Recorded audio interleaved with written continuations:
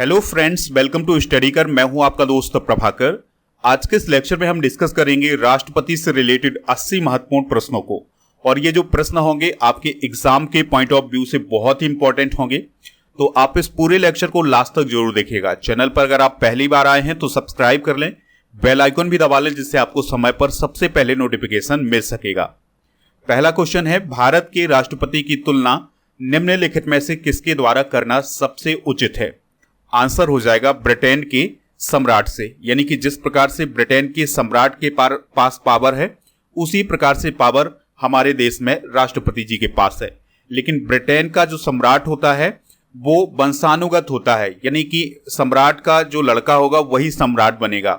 भारत में इस प्रकार की व्यवस्था नहीं है। राष्ट्रपति का इलेक्शन होता है, जो चुना जाता है वही व्यक्ति राष्ट्रपति बनता है। अगला क्वेश्चन है, भारत में कार्यपालिका का अध्यक्ष कौन है? तो भारत में कार्यपालिका के अध्यक्ष कौन होते हैं? प्रेसिडेंट ऑफ इंडिया, यानी राष्ट्रपति जी। संघ की कार्यपालिका शक्ति किसमें निहित है? तो इसका आंसर हो जाएगा राष्ट्रपति में। तो जो संघ की कार्यपालिका होती है उसकी शक्ति राष्ट्रपति में निहित है। भारत का राष्ट्रपति है, तो भारत का राष्ट्रपति क्या है दोस्तों? राज्य का प्रधान है, यानी कि हेड ऑफ द स्टेट है। ठीक है, ये क्वेश्चन कई बार एग्जाम में भी पूछा गया है, एसएससी में कई बार पूछा गया है। तो जो भारत के राष्ट्रपति होते हैं वो हेड ऑफ द स्टेट होते हैं। यहां पर हेड ऑफ द स्टेट का मतलब किसी राज्य के प्रमुख नहीं, जैसे छत्तीसगढ़, राजस्थान, मध्य प्रदेश, इसके प्रमुख नहीं दोस्तों।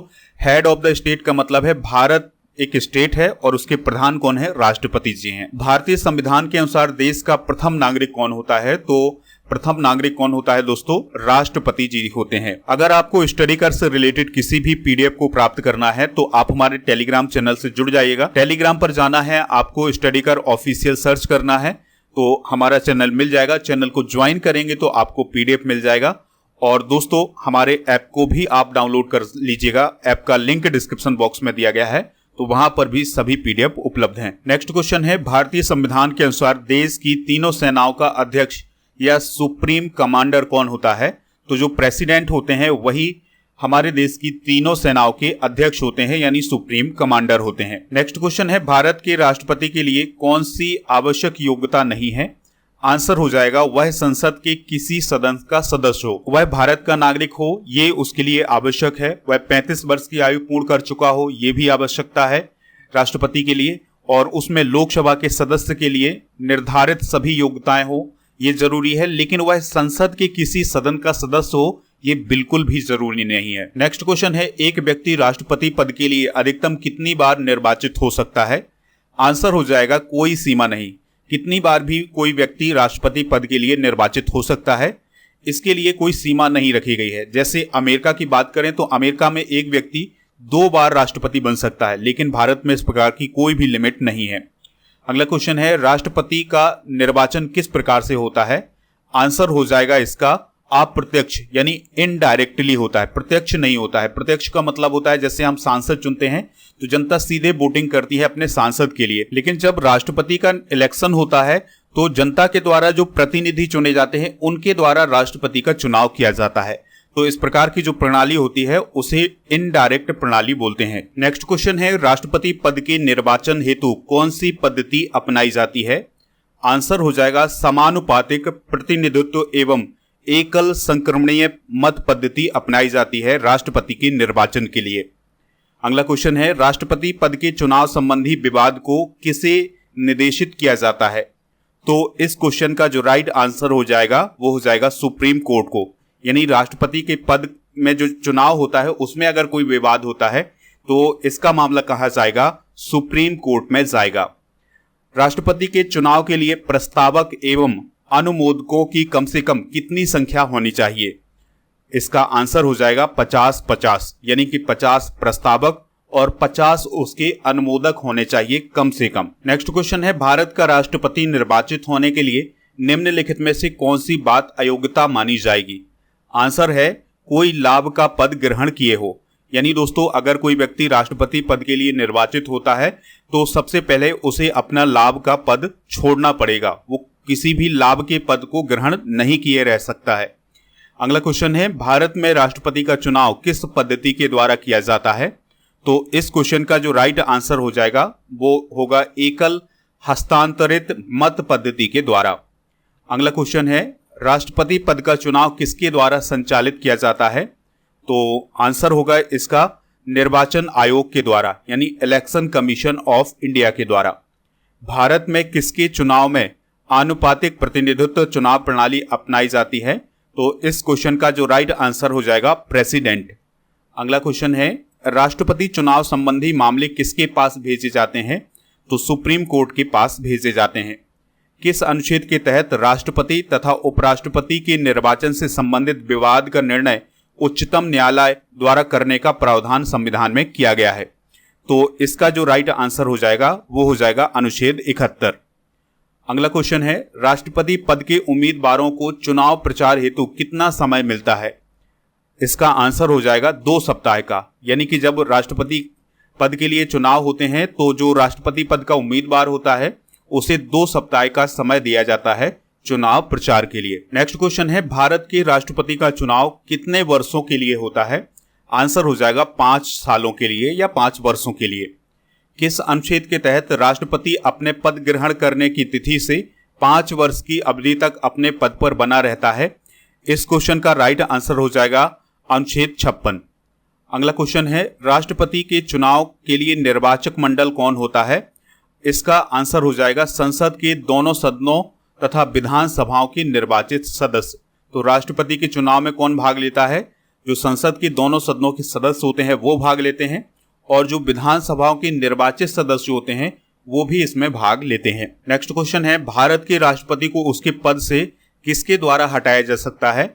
आंसर हो जाएगा संसद के द्वारा, यानी पार्लियामेंट के द्वारा भारत के राष्ट्रपति को उसके पद से हटाया जा सकता है। अगला क्वेश्चन है, भारत के राष्ट्रपति को पद से हटाने की प्रक्रिया क्या कहलाती है? तो इस क्वेश्चन का जो राइट आंसर हो जाएगा वो हो जाएगा संसद द्वारा महाभियोग। तो इस प्रक्रिया को महाभियोग बोला जाता है, यानी कि जब भी राष्ट्रपति को हटाने की प्रक्रिया चलती है तो उसे महाभियोग की प्रक्रिया कहते हैं। नेक्स्ट क्वेश्चन है, राष्ट्रपति पर महाभियोग किस आधार पर लगाया जा सकता है? आंसर है इसका संविधान के अतिक्रमण करने पर, यानी दोस्तों अगर जो राष्ट्रपति है वो वायलेशन करता है कॉन्स्टिट्यूशन का तो उस पर महाभियोग लगाया जा सकता है। अगला क्वेश्चन है, राष्ट्रपति पर महाभियोग की प्रक्रिया किस देश के संविधान से ली गई है? तो इस क्वेश्चन का जो राइट आंसर हो जाएगा वो हो जाएगा अमेरिका। नेक्स्ट क्वेश्चन है, सदन में राष्ट्रपति के विरुद्ध महाभियोग प्रस्ताव पास करने के लिए कितने सदस्यों का समर्थन चाहिए? आंसर हो जाएगा सदन के कुल सदस्यों में से कम 2/3 सदस्यों का समर्थन प्राप्त होना चाहिए, तभी राष्ट्रपति के विरुद्ध महाभियोग प्रस्ताव पास होगा। राष्ट्रपति को निम्नलिखित में से कौन पद और गोपनीयता की शपथ दिलाता है? तो जो चीफ जस्टिस ऑफ इंडिया होते हैं वो राष्ट्रपति को पद और गोपनीयता की शपथ दिलाते हैं। राष्ट्रपति संविधान के किस अनुच्छेद के तहत भारत के मुख्य न्यायाधीश के समक्ष शपथ ग्रहण करता है? तो इसका आंसर हो जाएगा अनुच्छेद 60 के तहत। अगला क्वेश्चन है, मुख्य न्यायाधीश के अनुपस्थिति में राष्ट्रपति किसके समक्ष शपथ ग्रहण करता है? तो जो सर्वोच्च न्यायालय का वरिष्ठ न्यायाधीश होता है उसके सामने राष्ट्रपति शपथ ग्रहण करते हैं अगर चीफ जस्टिस ऑफ इंडिया अनुपस्थित होते हैं। यदि राष्ट्रपति और उपराष्ट्रपति दोनों देश के बाहर हों उस स्थिति में उनके कार्यभार को कौन ग्रहण करेगा? तो सर्वोच्च न्यायालय के जो मुख्य न्यायाधीश होंगे वो उनके कार्यभार को ग्रहण करेंगे। किस अनुच्छेद के अनुसार भारत का एक राष्ट्रपति होगा? आंसर हो जाएगा अनुच्छेद 52। तो अनुच्छेद 52 के अनुसार भारत का एक राष्ट्रपति होता है। भारत का राष्ट्रपति अपना त्यागपत्र किसे संबोधित करता है? तो इस क्वेश्चन का जो राइट आंसर हो जाएगा वो हो जाएगा उपराष्ट्रपति को। ठीक है, यानी कि जो राष्ट्रपति जी होते हैं वो अपना त्यागपत्र किसे देते हैं? उपराष्ट्रपति को देते हैं। राष्ट्रपति के त्यागपत्र की सूचना उपराष्ट्रपति किसको देता है? तो आंसर हो जाएगा लोकसभा अध्यक्ष को। किसे देता है दोस्तों? लोकसभा अध्यक्ष को। एक ही समय में यदि राष्ट्रपति और उपराष्ट्रपति दोनों का पद रिक्त हो जाए तो राष्ट्रपति के कर्तव्यों का निर्वहन कौन करेगा? तो इसका आंसर हो जाएगा भारत के मुख्य न्यायाधीश यानी चीफ जस्टिस ऑफ इंडिया। यदि मृत्यु, त्यागपत्र अथवा हटाए जाने की स्थिति में भारत के राष्ट्रपति का पद रिक्त हो जाए तो उस पद का कार्यभार कौन संभालेगा? तो इस क्वेश्चन का जो राइट आंसर हो जाएगा वो हो जाएगा उपराष्ट्रपति। जब राष्ट्रपति मृत्यु, त्यागपत्र या पद से हटाया जाता है और अपने कर्तव्यों को नहीं निभा सकता है तो उपराष्ट्रपति कितने समय तक राष्ट्रपति के रूप में कार्य कर सकते हैं? तो इसका जो सही आंसर हो जाएगा वो हो जाएगा 6 माह तक। कब तक दोस्तों? 6 माह तक। अगला क्वेश्चन है, निम्नलिखित में से कौन से राष्ट्रपति पूर्व में केंद्रीय मंत्री थे? इसका सही आंसर हो जाएगा ऑप्शन नंबर बी, ज्ञानी जेल सिंह। तो वो कैबिनेट मिनिस्टर भी रहे हैं और फिर वो बाद में जाकर के राष्ट्रपति भी बने हैं। अगला क्वेश्चन है, भारत के राष्ट्रपति निर्वाचित होने से पहले कौन उपराष्ट्रपति नहीं थे? आंसर हो जाएगा इसका ज्ञानी जेल सिंह। बाकी दोस्तों डॉक्टर एस राधाकृष्णन और डॉक्टर जाकिर हुसैन और वीवी गिरी ये पहले उपराष्ट्रपति थे, फिर जाकर के ये राष्ट्रपति बने, लेकिन ज्ञानी जेल सिंह कैबिनेट मिनिस्टर थे और फिर जाकर के ये राष्ट्रपति बने हैं। अगला क्वेश्चन है, भारत के चौथे राष्ट्रपति कौन थे? इस क्वेश्चन का जो सही आंसर हो जाएगा वो हो जाएगा वीवी गिरी। अगला क्वेश्चन है, सबसे लंबे समय तक भारत के राष्ट्रपति कौन रहे थे? आंसर हो जाएगा डॉक्टर राजेंद्र प्रसाद। भारत का राष्ट्रपति चुने जाने वाले प्रथम गैर कांग्रेसी उम्मीदवार कौन थे? आंसर हो जाएगा वीवी गिरी। अगला क्वेश्चन है, सर्वसम्मति से चुने जाने वाले एकमात्र राष्ट्रपति कौन है? तो इसका आंसर हो जाएगा नीलम संजीव रेड्डी। निम्नलिखित में से कौन भारत के राष्ट्रपति नहीं रहे हैं? तो इस क्वेश्चन का आंसर हो जाएगा सी राजगोपालाचारी। ठीक है, बाकी राधाकृष्णन जी, जाकिर हुसैन और ज्ञानी जेल सिंह ये सभी राष्ट्रपति रहे हैं, लेकिन सी राजगोपालाचारी भारत के राष्ट्रपति नहीं रहे हैं। स्वतंत्र भारत के प्रथम राष्ट्रपति कौन थे? तो स्वतंत्र भारत के प्रथम राष्ट्रपति थे डॉक्टर राजेंद्र प्रसाद। निम्नलिखित में से कौन लगातार 2 बार राष्ट्रपति रहे हैं? तो इसका आंसर हो जाएगा डॉक्टर राजेंद्र प्रसाद। अगला क्वेश्चन है, भारतीय संविधान का कौन सा अनुच्छेद राष्ट्रपति के पद के लिए पुनः निर्वाचन की योग्यताएं निर्धारित करता है? आंसर होगा इसका ऑप्शन नंबर डी, यानी अनुच्छेद 57। भारत के किस राष्ट्रपति की मृत्यु कार्यकाल पूरा करने से पूर्व हो गई थी? तो इस क्वेश्चन का जो राइट आंसर हो जाएगा वो हो जाएगा option number C. Next question है, निम्नलिखित में से किसकी नियुक्ति भारत का राष्ट्रपति करता है? तो भारत के महान्यायवादी यानी अटॉर्नी जनरल ऑफ इंडिया की नियुक्ति राष्ट्रपति के द्वारा की जाती है। इसके अलावा CAG यानी नियंत्रक एवं महालेखा परीक्षक की नियुक्ति राष्ट्रपति के द्वारा की जाती है और एक राज्य के राज्यपाल की नियुक्ति भी राष्ट्रपति के द्वारा की जाती है। तो इसका जो राइट आंसर हो जाएगा वो हो जाएगा option number D. Next question है, भारतीय संविधान का कौन सा अनुच्छेद राष्ट्रपति को उच्चतम न्यायालय से परामर्श करने की शक्ति प्रदान करता है? तो अनुच्छेद 143। संसद के अधिवेशन को कौन बुलाता है? तो जो प्रेसिडेंट ऑफ इंडिया होते हैं वो संसद के अधिवेशन को बुलाते हैं। भारत के राष्ट्रपति ने आर्थिक संकट की घोषणा कब की थी? तो इस क्वेश्चन का जो राइट आंसर हो जाएगा वो हो जाएगा कभी नहीं। तो भारत में कभी भी इकोनॉमिक क्राइसिस नहीं हुआ है, यानी कभी भी आर्थिक संकट की घोषणा नहीं की गई है। विदेशों को भेजे जाने वाले विभिन्न संसदीय प्रतिनिधिमंडलों के लिए व्यक्तियों का नामांकन कौन करता है? आंसर होगा इसका ऑप्शन नंबर सी, यानी प्रेसिडेंट। अगला क्वेश्चन है, भारत के निम्नलिखित में से किस मुख्य न्यायाधीश ने कुछ समय तक भारत के राष्ट्रपति के रूप में काम किया है? आंसर हो जाएगा न्यायमूर्ति एम हिदायतुल्ला ने। नेक्स्ट क्वेश्चन है, निम्नलिखित में से कौन राष्ट्रपति का कार्य नहीं है? आंसर हो जाएगा किसी सत्र के अंतर्गत लोकसभा की बैठकें आहूत करना।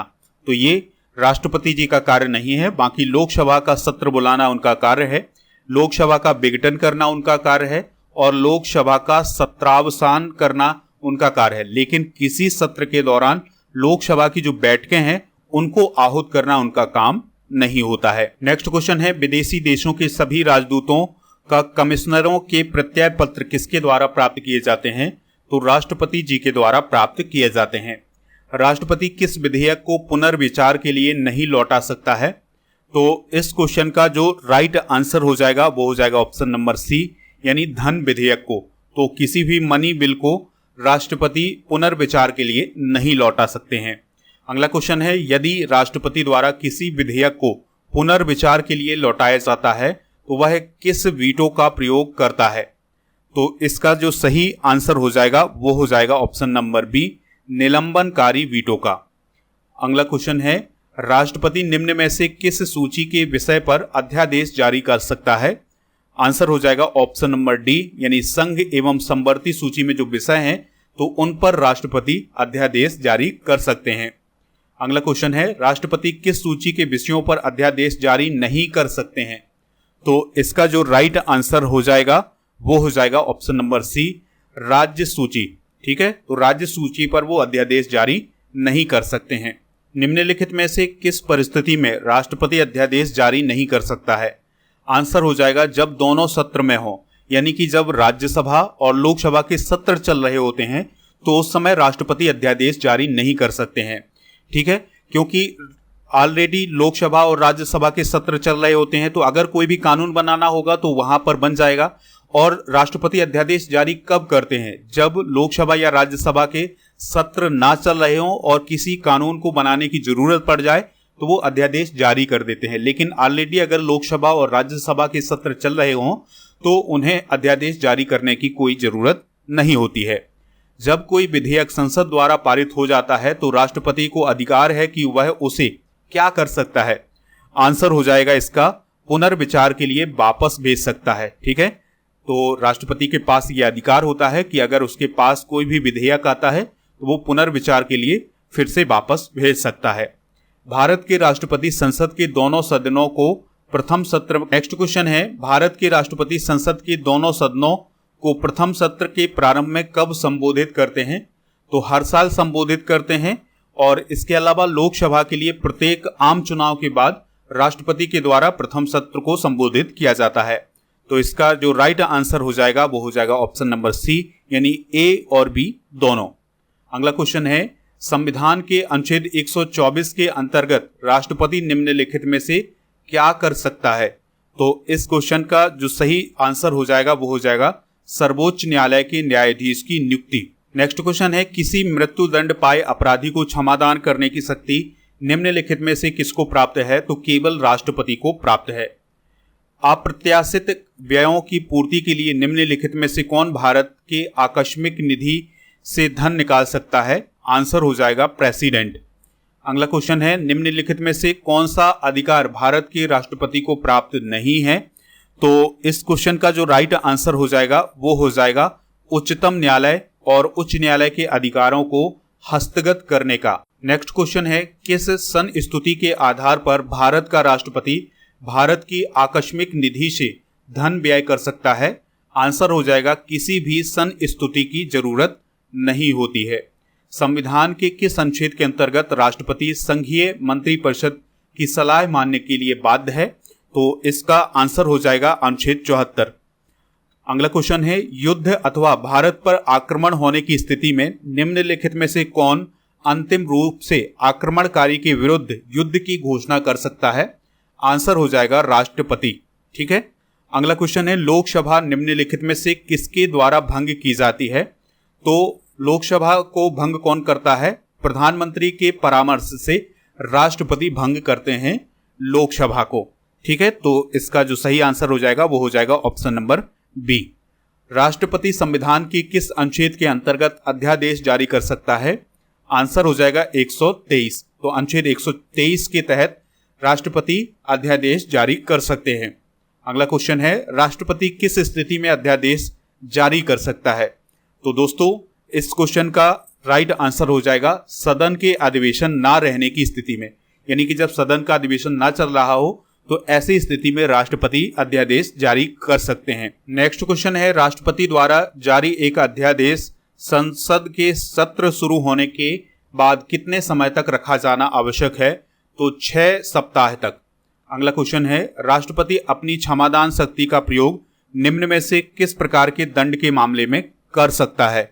आंसर हो जाएगा उपरोक्त सभी, यानी मृत्यु दंड में और सैनिक अदालत द्वारा दिए गए दंड में और ऐसे मामलों में दिए गए दंड पर जो संघीय कार्यपालिका के क्षेत्राधिकार के अंतर्गत आते हों। नेक्स्ट क्वेश्चन है, भारत के राष्ट्रपति ने जिस एकमात्र मामले में वीटो यानी पॉकेट वीटो का प्रयोग किया था वह मामला कौन था? तो भारतीय डाकघर संशोधन अधिनियम। तो इसमें दोस्तों उन्होंने अपने पॉकेट वीटो का प्रयोग किया था।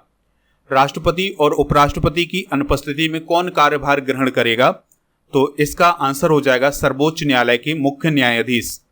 भारत एक गणतंत्र है, इसका अर्थ क्या है?